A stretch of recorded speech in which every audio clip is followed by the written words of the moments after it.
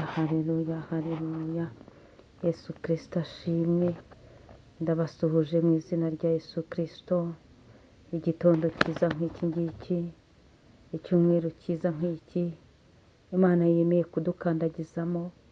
Tubanje Imana hose muri byose, tubanje Imana ku bacu no ku byacu, tubanje Imana. Imana ishimwe. Hereza Imana icyubahiro kuri uru bwiza bw'Imana. Irabyongera bikoze, iravuze ngo nubeho ubayeho. Imana ishimwe cyane, yakwimanye nishimwe, ikongera iminsi yo kubaho nishimwe. Imana ishimwe cyane.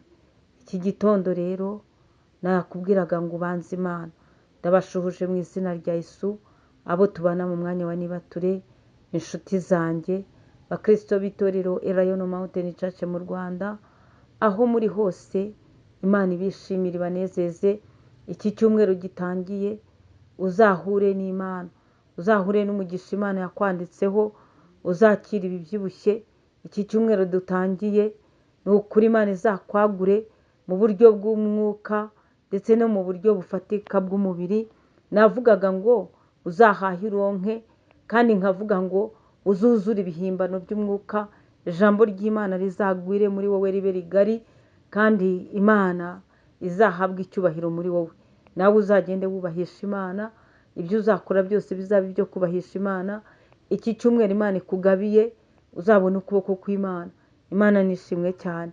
Navugaga ngo iki cyumweru kikubere icy'umunezero, iki cyumweru kikubere icy'umugisha, iki cyumweru kikubere icyo guhindurirwa amateka.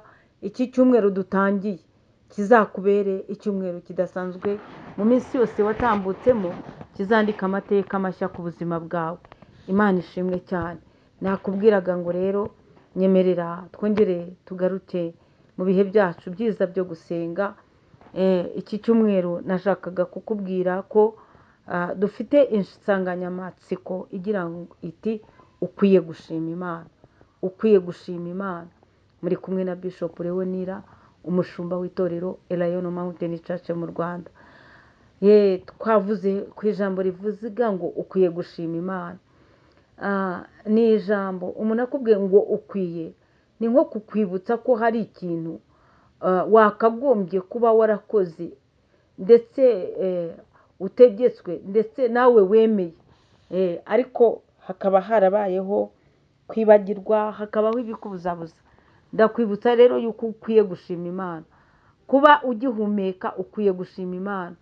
Kuba ukigenda bikemera ukwiye gushima Imana.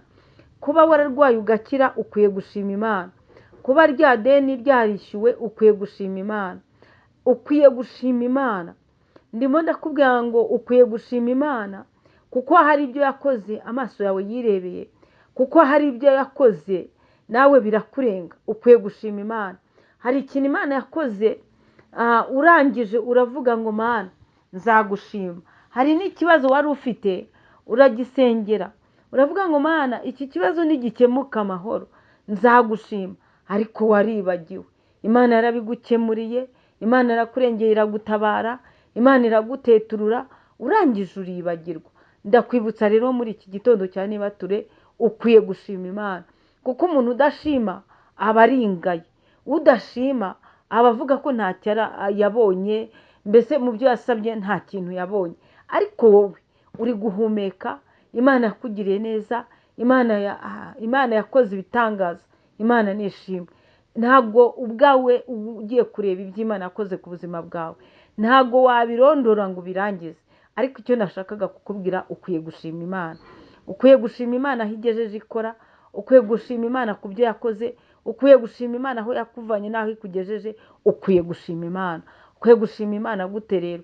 Gushima Imana, Imana yishimira, ni ugushima biguturutse mu mutima wawe. Ikindi cya kabiri, gushima Imana, Imana yishimira, ni ugukorera imirimo ikwiriye abihanye. Gushima Imana, Imana yishimira, ni ugufasha abababaye. Gushima Imana, Imana yishimira, ni ukwakira Yesu Kristo nk'umwami n'umukiza wawe muri wowe, ukumva unyuzwe n'ubushuti bwa Yesu Kristo. Imana nishimwe. Imana ihabwe icyubahiro cyane. Nakubwiraga ngo ukwiye gushima Imana. Reka twihute dusome ijambo ry'Imana. Tugiye gusoma Ingoma za mbere ibice 29 umurongo wa 13 reka dusome mu izina rya Yesu Kristo. Handitse ngo isengesho rya Dawidi, hanyuma umurongo wa 13 handitse ngo nuko rero Mana yacu turagushima dusingiza izina ryawe ry'icyubahiro. Imana ishimwe. Ahangaha Dawidi yavuze iri jambo, yari yamaze kuvuga ubwiza bw'Imana, yari yavuze ko Uwiteka gukomera n'imbaraga n'icyubahiro no kunesha n'igitinyiro ari iby'Imana. Aravuga ati ibiri mu ijuru n'ibiri mu isi ni ibyawe. Avuga amagambo menshi asingiza Imana, avuga ko ubutunzi n'icyubahiro ari we biturukaho, bituruka ku Uwiteka nyine. Avuga amagambo menshi cyane, aravuga ati mu kuboko kwawe harimo ububasha n'imbaraga. Nuko Dawidi avuga amagambo menshi yo gushyira Imana hejuru. Dawidi avuga amagambo menshi yo kunezezwa n'Imana, avuga uko Imana yayibonye. Dawidi avuga uko Imana yamubereye, avuga ko Imana rwose ishobora byose. Arabivuga rwose, avuga rwose ati igitinyiro ni icyawe. Avuga ko ibiri mu ijuru no mu isi byose ari iby'Uwiteka. Imana nishimwe. Dawidi ari kuvuga aya magambo, yari arimo gushima Imana ko bakusanyije ibyo kubaka inzu y'Uwiteka, ko bari bazanye amaturo y'umutima ukunze. Dawidi nk'umwami ndetse n'Abisiraheli bose bari bagambiriye, biha intego, baravuga bati tuzubakira Uwiteka inzu. Ngo nuko bazana amaturo y'umutima ukunze. Rero Dawidi ngo arabirebye biramunezeza. Nibwo rero atangiye avuga Imana neza, atangira ayivuga ukwiri, atangira avuga ububasha bwayo, atangira avuga ukuntu mu kiganza cy'Imana harimo byose, kuko ibyo yabirebesheje amaso ye. Aratangira avuga Imana rwose. Imana ishimwe cyane. Dawidi ageze ku murongo wa 13 nibwo yavuze ati nuko rero Mana yacu turagushima dusingiza izina ryawe ni ry'icyubahiro. Dawidi aravuze ati Mana yacu, nawe biragukwiriye kushima ukavuga uti Mana yanjye, Mana y'uyu muryango wanjye, Mana yanjye, Mana yanjye.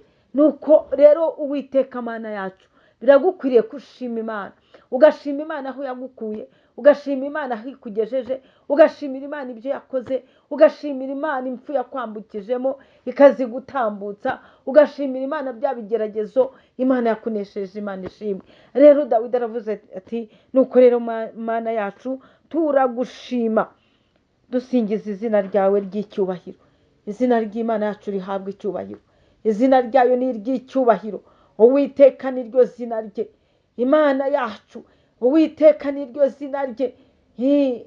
Izina ry'Uwiteka Imana ni iry'icyubahiro. Imana nishimwe cyane.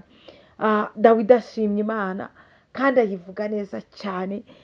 Dawidi ahangaha yari yuzuye umunezero, amaze kubona ukuntu abantu bakusanyije amaturo y'umutima ukunze. Aravuga ati Imana nushimwe. Yageze naho avuga ati ibi rwose binejeje umutima wanjye. Imana nishimwe cyane.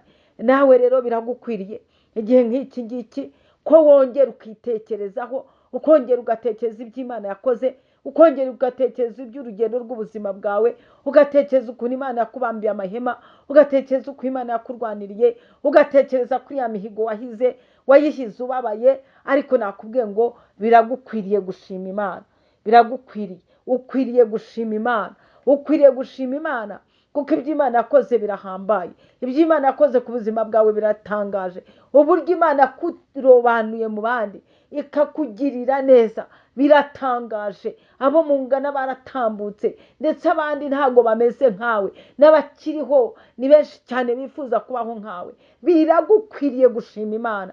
Reka nkubwire, shima Imana biyitere kongera kugaruka ikore n'ibindi. Imana ishimwe. Njya nkunda umukecuru Hana ngo yashimye Imana ku bwa Samweli. Arashima cyane, aravuga ati ubu yari uwari ingumba niwe ubyaye 7.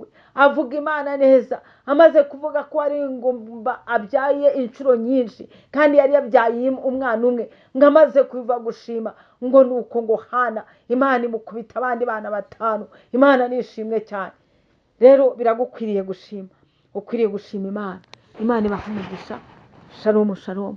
Muhahe muronke Imana ibanezeze, ndabakunda cyane.